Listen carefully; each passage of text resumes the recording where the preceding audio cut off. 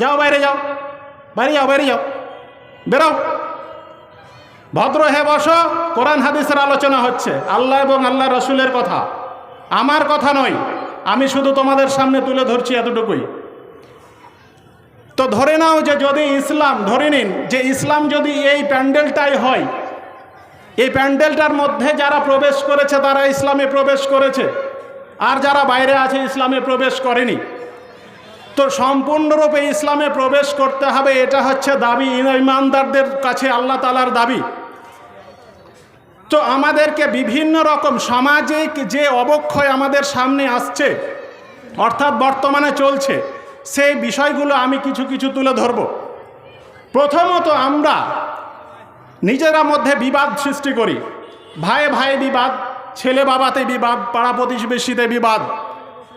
এই বিবাদ, দলাদলি, মতপার্থক্য, মতভেদ, ঝগড়া, বিবাদ, এখানে আল্লাহ তাআলা বলছেন ওয়াতাসিমু বিহাবলিল্লাহি জামিআন ওয়া লা তাফাররাকু, তোমরা আল্লাহর রজ্জুকে আঁকড়ে ধরো আর নিজেদের মধ্যে দলাদলি, মতপার্থক্য করো না, ঝগড়া বিবাদ করো না। তো এই ঝগড়া বিবাদ এটা হচ্ছে কাফের, মুশরিক, ইহুদি, খ্রিস্টানদের কাজ, এটা মুসলমানদের কাজ নয়, ইমানদারদের কাজ নয়। আর এই ঝগড়া বিবাদ করতে করতে এমন জায়গায় পৌঁছা যাচ্ছে, এক ভাই আর এক ভাইকে মারছে। আখাওয়ানে মুতাসারিমান, হাদিসে এসছে যে দুই ভাই বিবাদকারী, দুই ভাই, এদের আমল কবুল হয় না, এদের ইবাদত কবুল হয় না। তাহলে তাদের যদি কোনো ভাই, অর্থাৎ নিজের মায়ের পেটের ভাই, পরস্পরের বিরুদ্ধে লড়াই ঝগড়া বিবাদে লিপ্ত থাকে, মিল মীমাংসা যদি না থাকে, তাহলে তাদের ইবাদত কবুল হবে না। এই ঝগড়া বিবাদ থেকে কেন্দ্র করে অনেক, ঝগড়া বিবাদকে কেন্দ্র করে অনেক অবক্ষয় হয়, অনেক সমস্যা হয় সমাজে।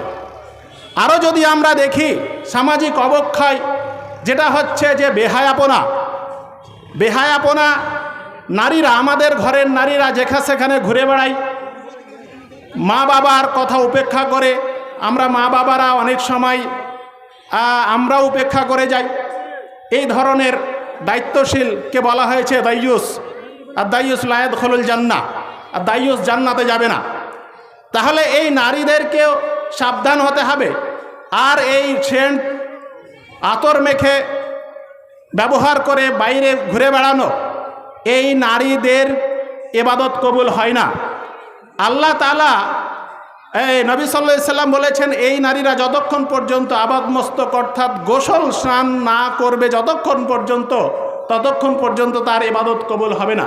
শুধু সুগন্ধি তার স্বামীর জন্য ব্যবহার করবে ঘরের মধ্যে, ঘরের বাইরে নয়। এছাড়াও নারীরা আমাদের সমাজে অনেক অন্যায় উপার্জন করছে, সেটা হচ্ছে যে বিড়ি বাঁধার কাজ। এই বিড়ি বাঁধার কাজ করতে গিয়ে অনেক চরিত্র নষ্ট হচ্ছে। এই মা বোনদেরকে বলবো যে আপনারা সেলাই মেশিনের কাজ করুন, অন্য কাজ, হালাল কাজ করুন বাড়িতে বসে বসে। ওই পরপুরুষের সামনে গিয়ে আর রাস্তাঘাট দিয়ে যাতায়াত করে বেপর্দা হয়ে, বেহায়া হয়ে এইভাবে জীবনযাপন করবেন না।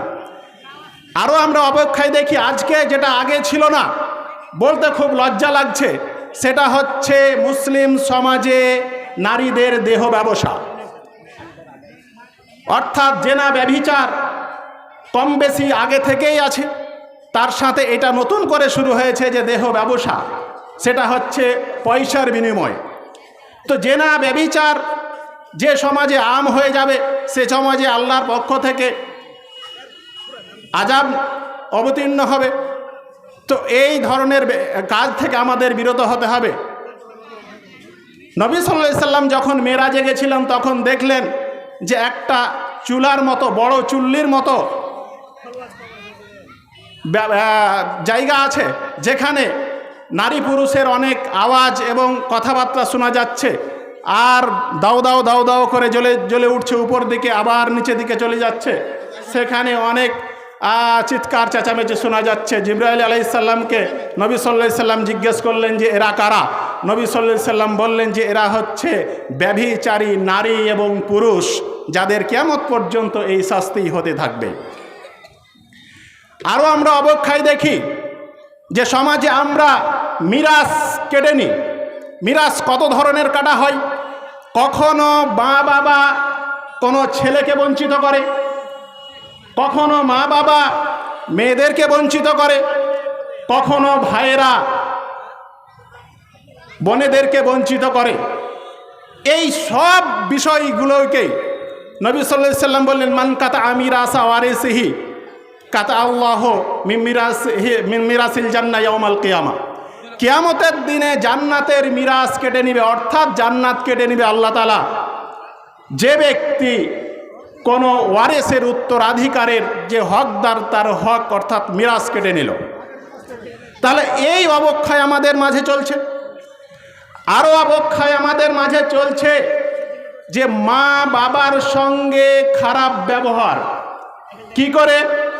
মা বাবাকে আমরা অনেক সময় খেতে দিই না, খেতে দিল তার কথা মতো আমরা চলি না, ডানে যেতে বললে বামে যাই, খারাপ আচরণ করি। আল্লাহ এবং আল্লাহ রসুল মা বাবার সঙ্গে ভালো ব্যবহার করতে বলা হয়েছে, তাদের পায়ের তলে জান্নাত বলা হয়েছে, আরও বলা হয়েছে হুমা জান্নাতুকা হুমা নারুকা। ডাইরেক্ট, এর মধ্যে কোনো কথা নেই, তারা দুজনই হচ্ছে জান্নাত আর দুজনেই হচ্ছে জাহান্নাম। তাহলে মা বাবাই হচ্ছে জান্নাত, মা বাবাই হচ্ছে জাহান্নাম, তার সাথে ভালো ব্যবহার করো। তাদেরকে কথাটা বলিও না, তাদেরকে কড়া কথা, কটু কথা বলিও না। তাহলে এই মা বাবাদের আমরা অবাধ্য, মা বাবার অবাধ্য সন্তান জান্নাতে প্রবেশ করবে না। সালাসাতুন লা ইয়াদখুলুল জান্নাহ মান্নান আখ ওয়া মুদমিনুল খামর। নবী সাল্লাল্লাহু আলাইহি সাল্লাম এক হাদিসে বলেন যে তিন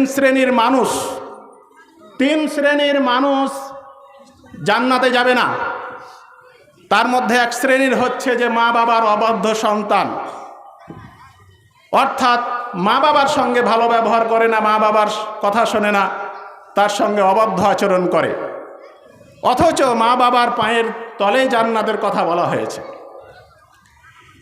এছাড়াও আমরা অনেক খারাপ কাজ করি। আজকে বর্তমান সমাজে লটারির দোকান আমাদের সমাজে, আর আমাদের চোখের সামনে দিয়ে আমরা সকাল সন্ধ্যা যাতায়াত করছি, দেখছি আমাদের ঘরের সন্তান তারাও মুসলিম, হারাম উপার্জন করছে, হারাম খাচ্ছে। লা ইয়াদখুলুল জান্নাতা জাসাদুন গুজিয়া বিল হারাম। নবী সাল্লাল্লাহু আলাইহি সাল্লাম বলেন যে দেহটা হারামের খাবার দিয়ে তৈরি হয়েছে, অর্থাৎ হৃষ্টপুষ্ট হয়েছে, সেই দেহটা জান্নাতে প্রবেশ করবে না। তাহলে হারাম কত ধরনের আমাদের সমাজে আছে।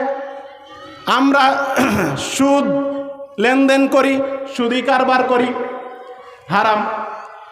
সুদি কারবার আমরা এতদিন ছেলে মানুষরা করতাম, এখন মা বোনেরাও নেমে পড়েছে বেহায়া বেলজ্জা হয়ে। তারা আজকে দল করতে শিখেছে।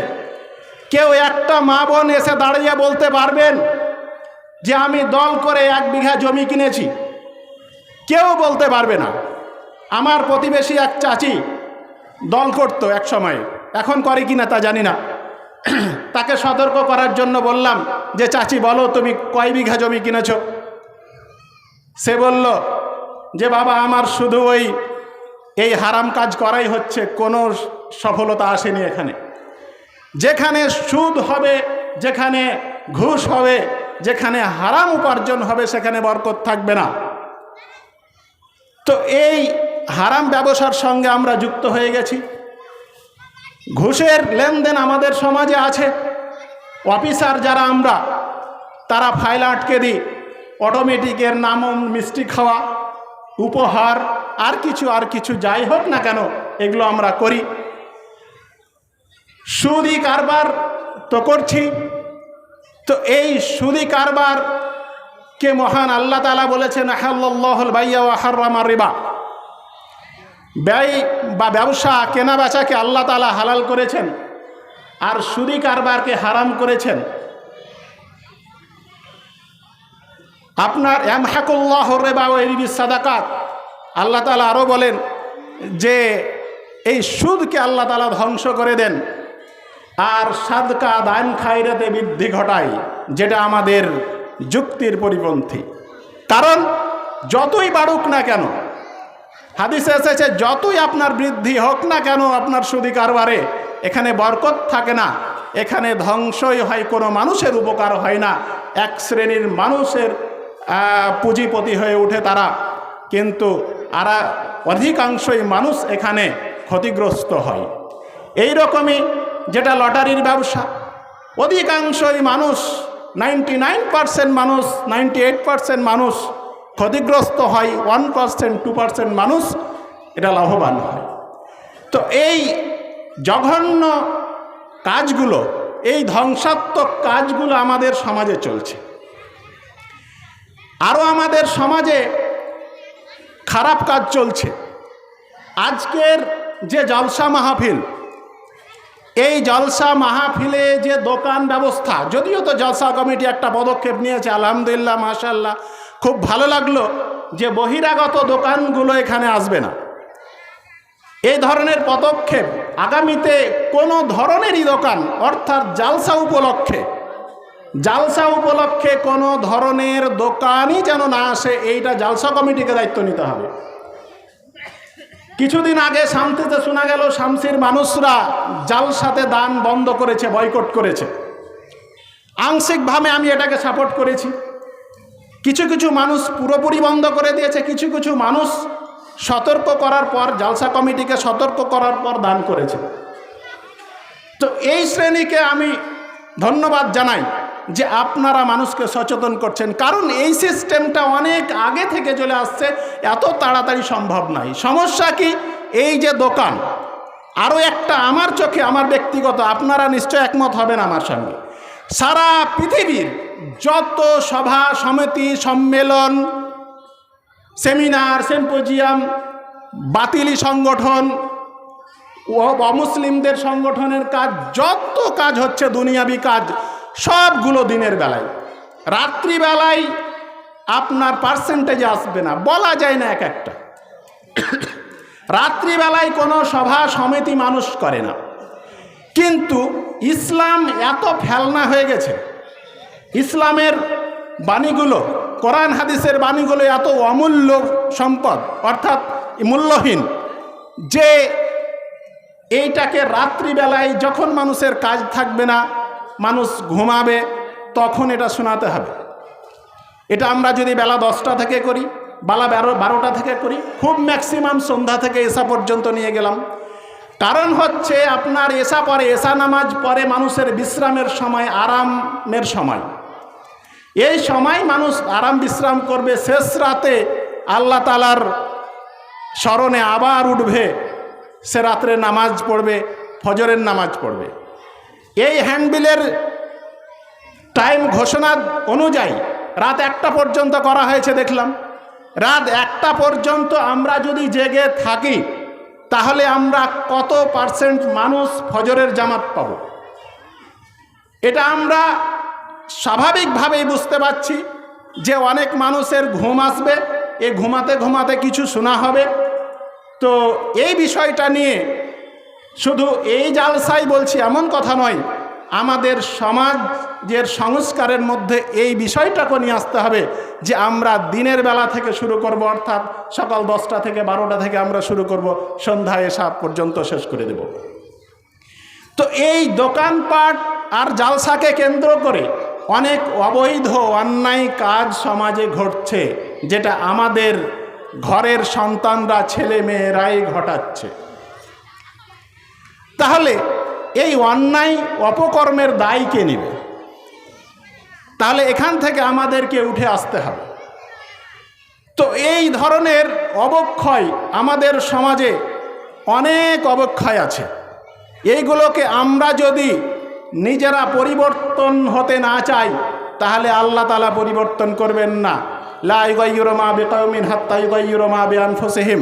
কোনো সম্প্রদায়কে আল্লাহ তাআলা পরিবর্তন করেন না যতক্ষণ না সে নিজে পরিবর্তন হতে চায়।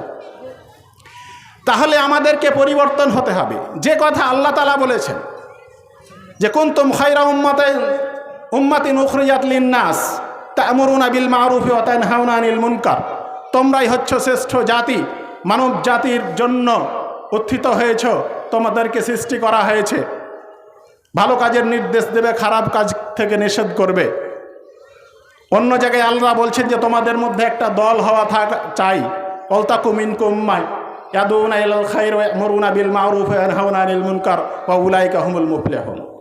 তোমাদের মধ্যে থেকে একটা দল থাকতে হবে, যে দল ভালো কাজের নির্দেশ করবে, খারাপ কাজ থেকে বাধা দেবে, আর এরাই হবে সফল কাম। তাহলে আমরা যদি অন্যায় কাজকে বাধা না দিই তাহলে আমাদের কি হবে?